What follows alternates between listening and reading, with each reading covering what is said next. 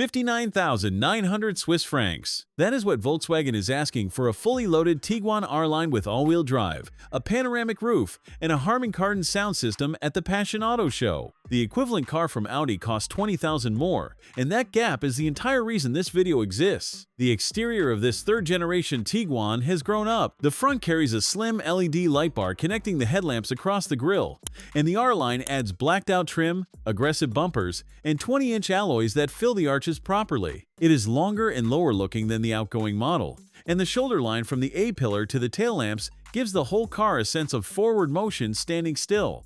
In this dark finish with the packed black style, it looks more expensive than it has any right to at this price. What the price gap between this and the Audi Q5 actually buys you is in the verdict. Open the door and the first thing you register is how solid this interior feels. Everything you touch on the upper dashboard has weight and texture. Soft touch materials dominate the top surfaces. There is real walnut veneer on the center console, and the R-Line flat-bottom steering wheel feels excellent in the hands. The overall impression lands between a well-equipped Volkswagen and an entry-level Audi, and at this money, that is exactly where it should be. Front and center sits a 15-inch touchscreen, running Volkswagen's latest MIB4 software. The resolution is sharp, the menus are clean, and response time has improved noticeably over the previous generation. Below the screen sit touch-sensitive sliders for volume and temperature. They look clean, but demand a level of precision that physical knobs simply do not. And on a winding road, you will miss having something you can grab without looking. That is where Volkswagen chose form over function. And whether it bothers you depends on how often you adjust those settings while driving. Behind the wheel, the 10.25-inch Digital Cockpit Pro is fully configurable, and a driving experience dial on the console handles both volume and drive modes. The front seats are quilted leather, 12-way adjustable with heating and ventilation. The driving position sits you slightly elevated with excellent forward visibility through slim A-pillars. I have spent time in cars costing twice this much that did not get the seating position this right. The panoramic roof floods the cabin with light and makes the space feel genuinely larger than it is. Picture yourself on a Saturday morning fitting a stroller into the rear cabin while a toddler wiggles in the car seat.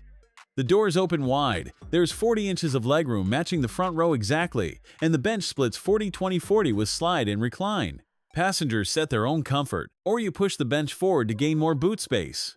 Outboard rear seats are heated, and passengers get their own air vents with temperature controls, USB-C charging ports, and a fold-down armrest with cup holders. 2 adults and a child seat fit without complaint. 3 across works for shorter trips, though the center tunnel makes it less ideal for longer journeys. The boot delivers 23 cubic feet with the seats in place, ahead of the CR-V and the Tucson. Fold them and you get 58 cubic feet with a nearly flat-load floor. The opening is wide, the lip is low, and underfloor storage keeps valuables out of sight. A foot-activated tailgate is available depending on spec. 201 horsepower from a 2-liter turbocharged 4-cylinder, 236 pound-feet of torque, all-wheel drive through a 7-speed dual-clutch gearbox. Not fast enough for headlines, but smooth enough that you forget the engine is there on a highway cruise, and responsive enough that overtaking never requires planning. The Tiguan covers ground with a quiet composure that makes you feel like you are driving something from the segment above. Here is the verdict.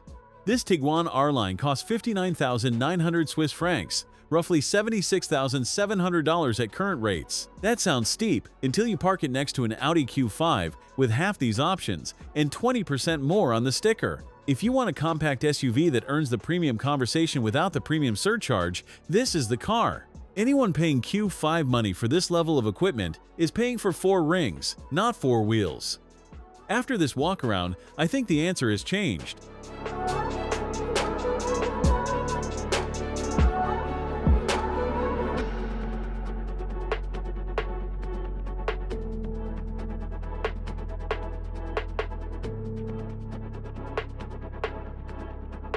Thanks for watching.